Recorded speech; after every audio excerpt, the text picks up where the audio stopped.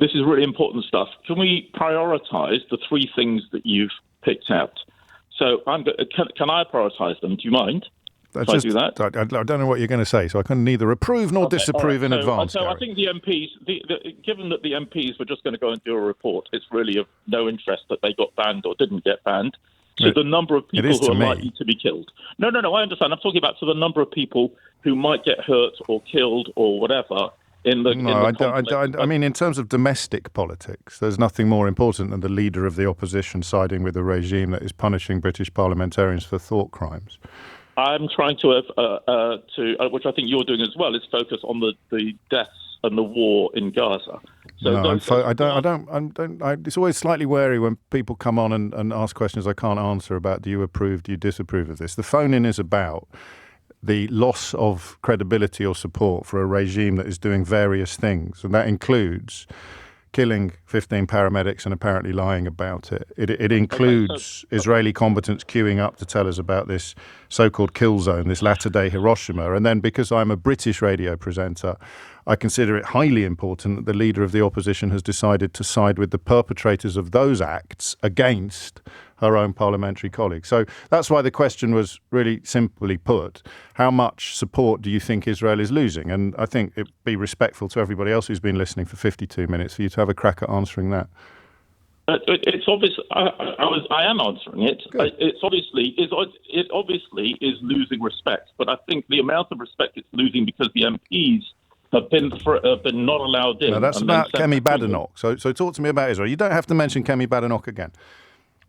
Right. So the second issue is the barrier, or the Hiroshima-like barrier that has been created around Gaza, inside Gaza, and that will have, I guess, a military perspective. There will be some military people in Israel who have said the way to stop Hamas and other terrorists from approaching Israel and doing what they did on October 7th is to have a larger border. And that we can argue about it, but there's a military process.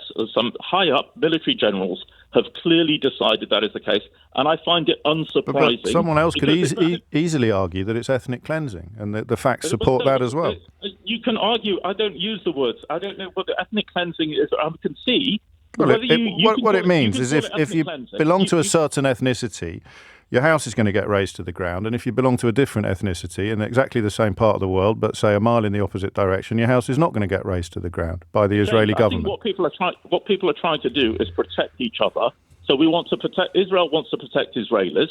If that involves having a larger border around the Gaza Strip, you're right. It could be on the Israeli side. You could have argued it would be on the Israeli side, but it makes sense to put separation. Further separation. Why would you not do it on your own territory? No. I'm saying it could have been done on its own territory. Yeah, but why wouldn't you do that? No, James, I'm only saying it's a military perspective. No, and I'm only saying why wouldn't you do it? Because it's a good point that you raise. No. Why wouldn't you do it on your own territory? James, maybe they should have done. Okay? Yeah, but you're speculating about the military rationale for doing it in the first place, so you can at least speculate about the reason why they do it on Palestinian soil, not Israeli soil. Well, if it was me, I would have done it on Israeli soil. You're not an Israeli military leader who you think must have a clear rationale for doing this. You've already put yourself in their shoes. So stay in their shoes. Stay in their shoes. No, stay if you can. Stay in their shoes and tell me why they've done it this way round. They've done it this way round because there is a supposed border with Gaza, which was meant to be protected and people were not meant to cross, and that was sorted. And so when people then come across that border, the Israelis will say, well, why should we give up some of our land for you It would still be Israeli land. For us to be protected. It would still be Israeli land. No, but why would they? It would be giving. They would be giving up half a mile all the way around the border. It would still be theirs. It would still be theirs. But they'd be in charge of the buffer zone as opposed to taking it from. They'd be in charge of the buffer zone, but they'd be creating their own buffer zone of half a mile. Yeah. You're right, James. I don't argue. But can we move to the thing about the I'm following your agenda here, Gary. If you don't like how it's gone, we're welcome to move on. And now the murdered paramedics. I wanted to move to the most important thing. Well, remember, this is the most important thing today. You're supposed to be answering a question that goes right back to October the 7th, 2023. Okay, but and it's now 10:58. But you tell me what it is you rang in to say. The people who killed the Palestinian medics, if they have lied, should be court-martialed. It's a straightforward thing. It's a mistake. If it's a mistake, and then they try to cover up the mistake, straightforward court-martial. Disgusting behaviour. And how many of those have there been?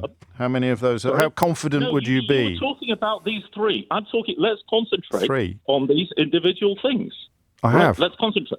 Right. And now we're talking about court-martials in response to one of these individual things, and I'm asking for the precedent. How successful or how optimistic would you be if you were the mother of one of these murdered paramedics that a court-martial would happen and that proper sanctions would be in place?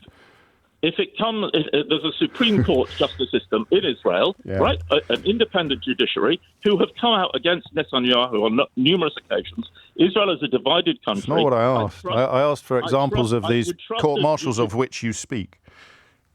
Sorry? I asked for examples of these court-martials of which you speak. I don't know them, but I know that people. How can you have confidence in the process then? Because I know that people have been court-martialed. Can I have an example? I mean, not just an example. No, that's a bit hard. Well, okay. Well, I don't have faith in things that I can't prove exist. Why are you trying to?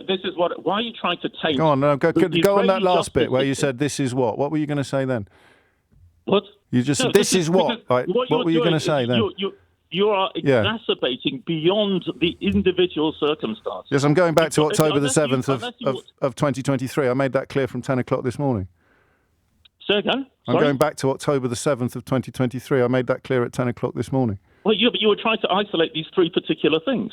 Only in the context of the latest developments. Gary, we've isolated the three particular things. You've said that the court-martial response in the event of these lies being proved would be satisfactory. And I wonder how you can say that if you can't persuade yourself, let alone me, that you have faith in that system.